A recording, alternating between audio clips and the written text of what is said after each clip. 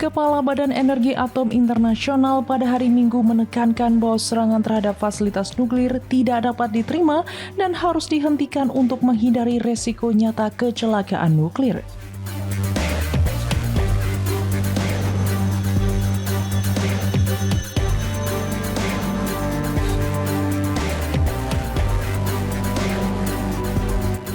Dalam sebuah unggahan di platform media sosial X, Direktur Jenderal IAEA Rafael Grossi juga menggambarkan serangan hari Sabtu sebagai insiden serius yang membahayakan prinsip-prinsip keselamatan nuklir utama.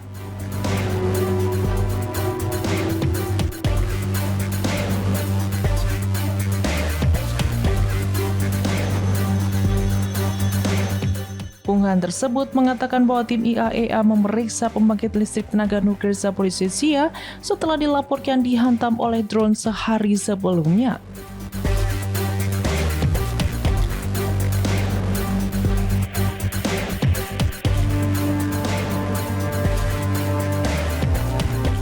Tim tersebut mengamati kerusakan pada pintu akses logam di bagian luar gedung turbin, serta puing-puing dan pecahan serat optik yang terbakar yang tersebar di tanah.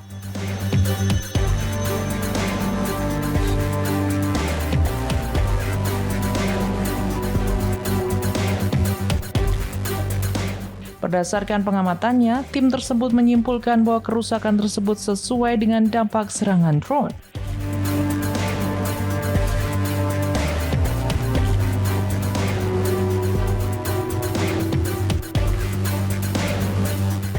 IAEA mengatakan bahwa meskipun inspeksi lanjutan di dalam gedung turbin terganggu oleh aktivitas drone dan tembakan di dekatnya, para ahlinya mengkonfirmasi bahwa tingkat radiasi di lokasi tersebut tetap normal.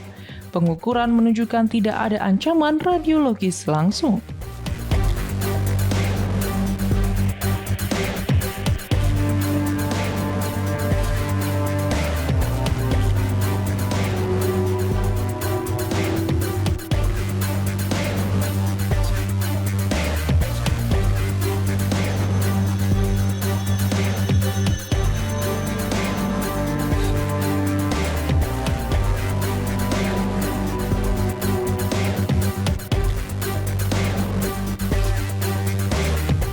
Perusahaan nuklir negara Rusia Rosatom mengatakan pada hari Sabtu bahwa sebuah drone Ukraina menghantam bagian turbin unit 6 di PLTN Zaporizhzhia. Tetapi pasukan pertahanan selatan Ukraina membantah tuduhan Rusia tersebut.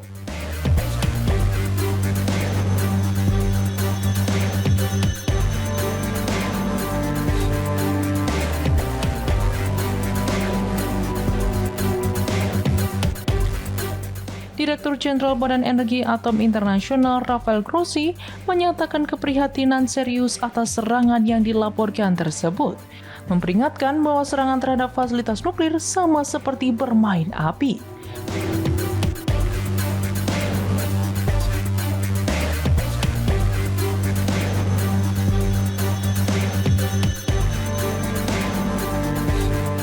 PLTN Zaporizhzhia, salah satu fasilitas tenaga nuklir terbesar di Eropa, telah berada di bawah kendali Rusia sejak Maret 2022.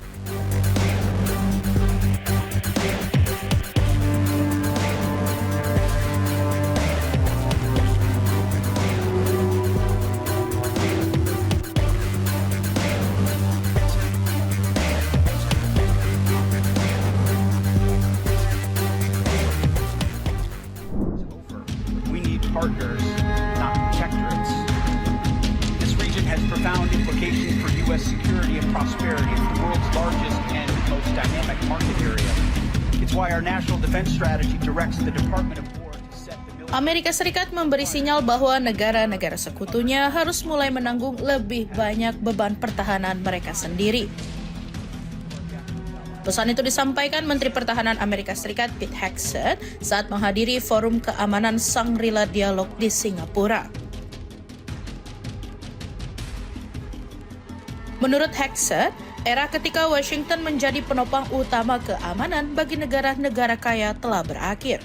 Karena itu, negara-negara mitra yang memiliki kemampuan ekonomi besar diharapkan mengambil peran lebih besar dalam menjaga stabilitas dan pertahanan kawasan masing-masing.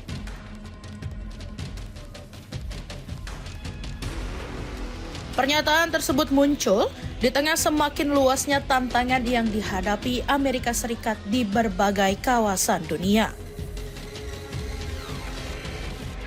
Selain tetap fokus pada Asia Pasifik, Washington juga masih terlibat dalam beberapa isu keamanan global, termasuk ketegangan dengan Iran dan upaya mencegah Teheran memperoleh senjata nuklir.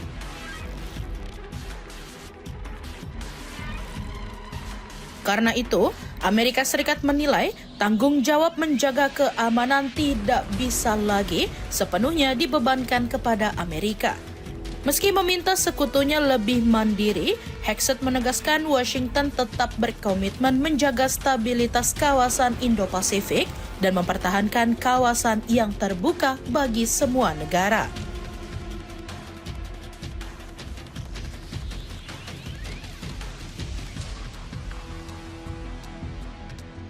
Ia juga menegaskan tidak ada satu negara pun yang boleh mendominasi keamanan regional atau memaksakan pengaruhnya terhadap negara lain. Dalam kesempatan yang sama, Hegseth menyebut hubungan komunikasi antara militer Amerika Serikat dan China tetap berjalan.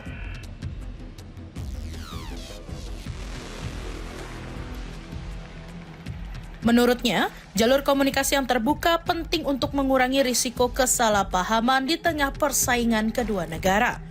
Melalui pernyataan tersebut, Washington ingin menunjukkan bahwa dukungan keamanan Amerika kepada para sekutunya tetap ada, namun ke depan, negara-negara yang selama ini bergantung pada perlindungan Amerika Serikat diminta ikut menanggung porsi tanggung jawab yang lebih besar. We need partners, not protectorates.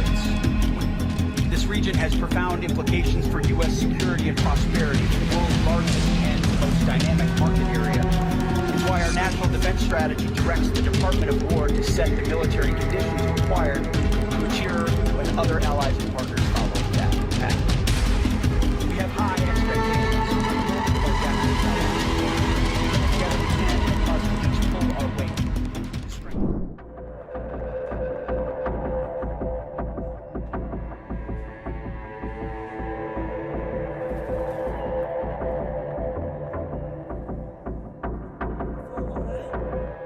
Pasukan Israel berhasil merebut puncak bukit strategis Beaufort di Lebanon Selatan yang dikenal sebagai lokasi kastil bersejarah peninggalan era Perang Salib.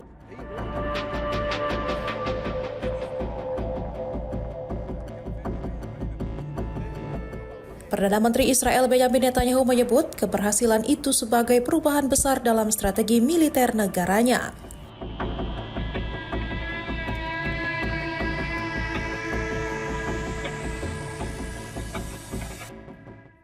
Netanyahu menegaskan Israel tidak akan berhenti dan berjanji memperluas operasi militer ke wilayah yang masih berada di bawah pengaruh Hizbullah.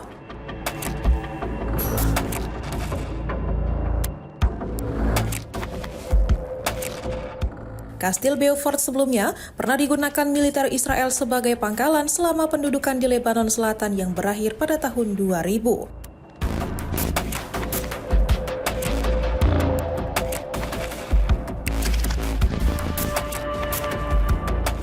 Bendera Israel kini dikibarkan di atas benteng tersebut setelah pasukan berhasil menguasai kawasan yang memiliki posisi strategis itu.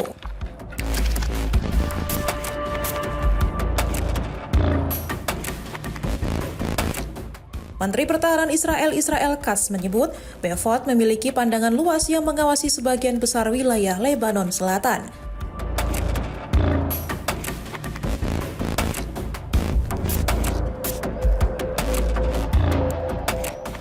Keberhasilan merebut Beaufort juga membangkitkan kembali kenangan konflik berdarah selama hampir 2 dekade pendudukan Israel di Lebanon.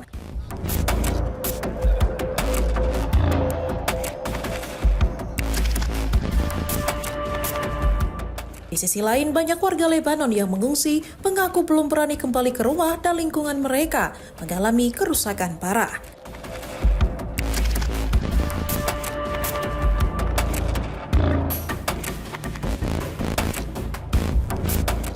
Militer Israel juga mengeluarkan perintah evakuasi besar-besaran di sejumlah wilayah Lebanon Selatan yang kini ditetapkan sebagai zona pertempuran.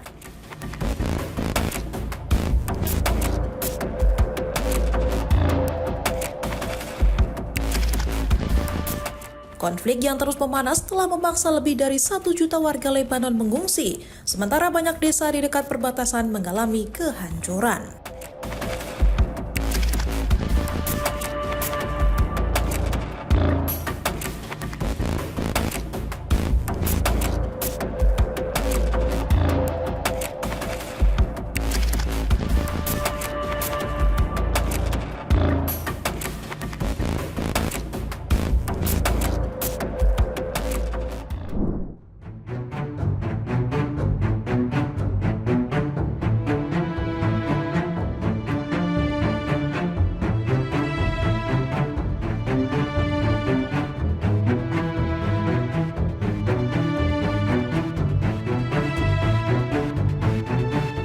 Iran dilaporkan meluncurkan serangan rudal dan drone ke pangkalan militer Amerika Serikat di Kuwait setelah mengklaim menara telekomunikasi di Pulau Sirik, Iran Selatan, menjadi sasaran serangan militer Amerika Serikat.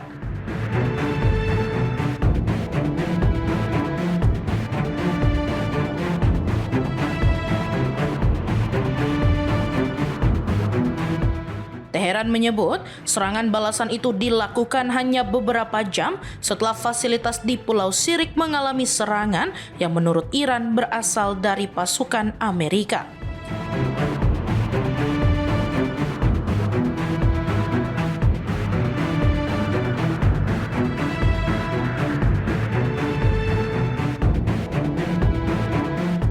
Korps Garda Revolusi Islam Iran atau IRGC menyatakan pangkalan udara yang disebut sebagai sumber serangan tersebut telah menjadi target operasi balasan mereka.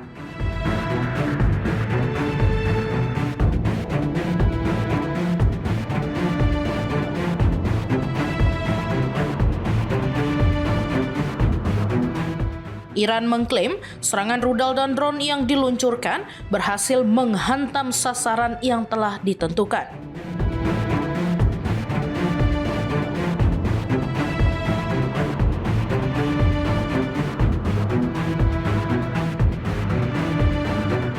Di sisi lain, militer Kuwait mengonfirmasi sistem pertahanan udaranya diaktifkan untuk menghadapi ancaman rudal dan drone yang mengarah ke wilayah negara itu.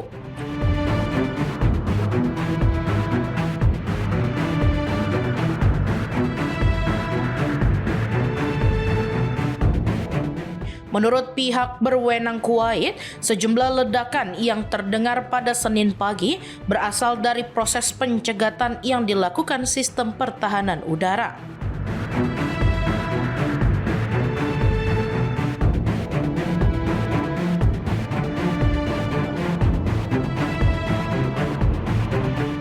Warga juga diminta mengikuti arahan keamanan yang dikeluarkan pemerintah.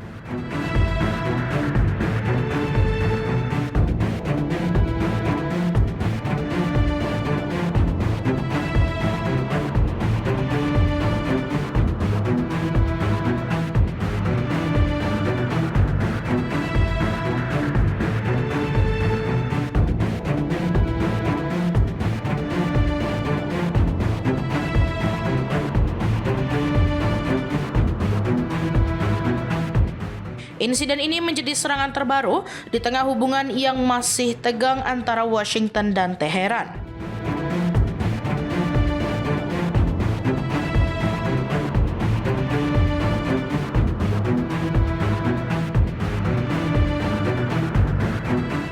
Meski kedua negara sempat menjalani gencatan senjata yang dimediasi Pakistan sejak April lalu, hingga kini belum ada kesepakatan final yang berhasil dicapai dalam proses perundingan yang berlangsung.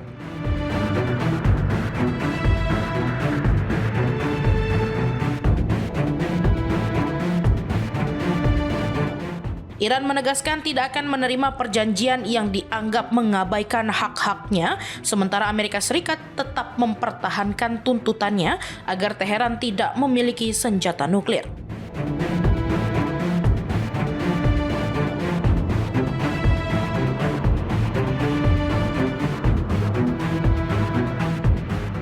Di tengah kebuntuan diplomasi tersebut, IRGC memperingatkan bahwa setiap serangan baru terhadap Iran dapat memicu respon yang lebih keras pada masa mendatang.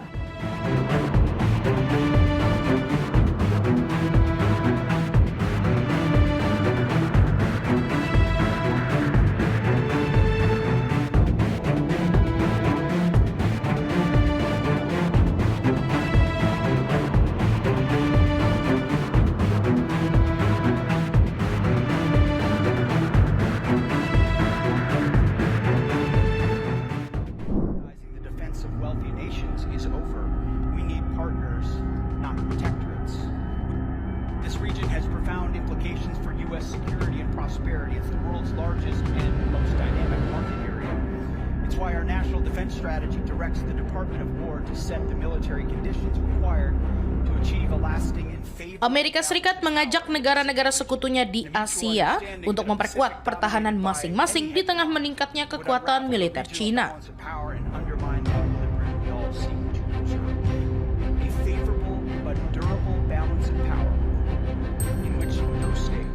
Seruan itu disampaikan Menteri Pertahanan Amerika Serikat Pete Hegseth dalam Forum Keamanan Shangri-La Dialog di Singapura yang mempertemukan para pejabat pertahanan dan keamanan dari berbagai negara.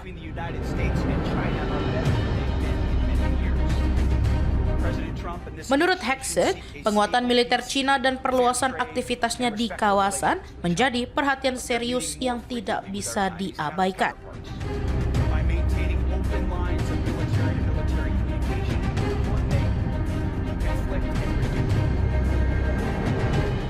Karena itu, Washington mendorong negara-negara mitra untuk meningkatkan kemampuan pertahanan mereka agar keseimbangan kekuatan di Asia Pasifik tetap terjaga.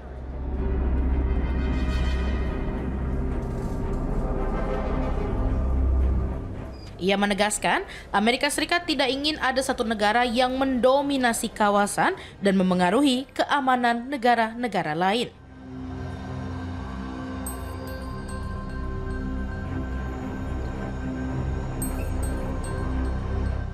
Untuk mendukung tujuan tersebut, Hegseth meminta sekutu-sekutu Amerika Serikat meningkatkan belanja pertahanan mereka.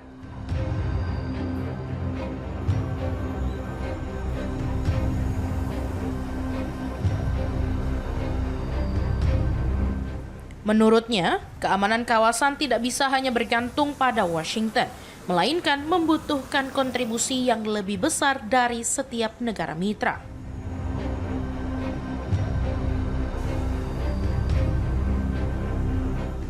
Hegseth juga menegaskan bahwa era ketika Amerika Serikat menanggung sebagian besar beban pertahanan negara-negara kaya telah berakhir.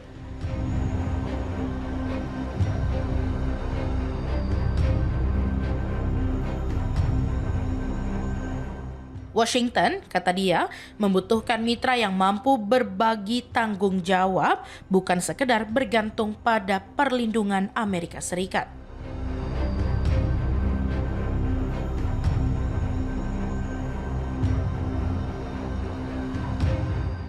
Meski menyoroti meningkatnya kekuatan militer China, Hegseth menyebut hubungan komunikasi antara militer Amerika dan China saat ini tetap berjalan.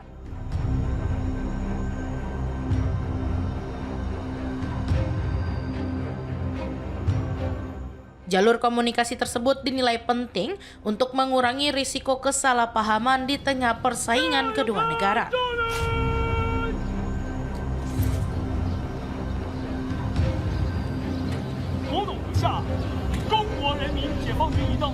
Sementara itu, perwakilan Cina yang hadir dalam forum tersebut menilai hubungan Beijing dan Washington masih kompleks.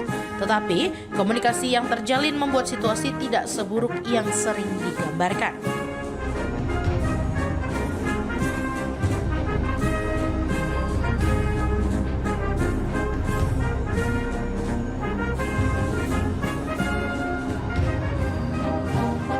Di tengah meningkatnya persaingan strategis di Asia Pasifik, Amerika Serikat menegaskan komitmennya untuk tetap terlibat di kawasan sambil mendorong para sekutunya mengambil peran yang lebih besar dalam menjaga keamanan regional.